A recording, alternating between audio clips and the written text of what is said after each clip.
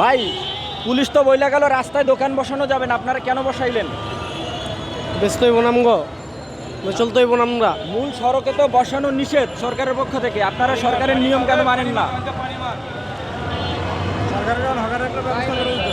কোন আমার একটা ব্যবস্থা করে দিতে আমি উঠে যাইগা। সেইটা আপনাদেরকে এখানে কারা বসায়? আমরাই বসছি, আমরা আর কে বহাইব আম করে। আপনাদের এখান থেকে যে প্রত্যেক দিন 50 টাকা 100 টাকা চাঁদা নেওয়া হয়, এটা কারা নেয়? ওই দিন অপায় নাই, ওই দিন অপায় না। ওটা 5 তারিখের আগে ছিল, 5 তারিখের পরে এটি নাই। এরপরে হয় না, 5 তারিখের পরে এটি হয় না। কিন্তু গত কয়েকদিন আগে বাইতুল মোকাররমের সামনে 50 ইঞ্চি জায়গা 1.5 লক্ষ টাকা ভাড়া দিতে হবে। এটা শুনছি আমি। এটা শুনছেন? আপনি জানেন না এই ব্যাপারে কিছু? না, এই ব্যাপারে কিছু জানি না, আমি সেটা যাই না। আপনারা কাউকে চাঁদা দেন না? কার রয়ে চান্দা দিই না। চাঁদা যারা নিতে আইব হ্যাঁ তো আটকা বেড়ে যাবো। চাঁদা আপনারা তো মূল সড়কের মধ্যে বসছেন।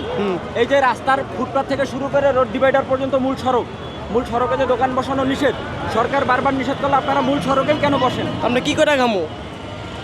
কইরাটা খামু কি আমরা বুঝান? কি করে খামু? আমরা রোডে বমু না? আমরা একটা ব্যবস্থা করে দিতে আমরা জায়গা রোড থেকে কি করে খামু? আমরা করে খাইতে হইব না, আমাকে চলতে হইব না। একটা ফ্যামিলি আছে, আমাকে ফ্যামিলি চলাইতে হইব না। জনগণের সমস্যা করে আপনারা জনগণের কি সমস্যা হইতে আছে? কেন গাড়ি চলতে পারতেছে না, জ্যাম লাগছে, পাশাপাশি জনগণ হাঁটতে পারছে না, আপনারা কি আসলে সরকার কোনো নিয়ম মানবেন না এরকম কিছু?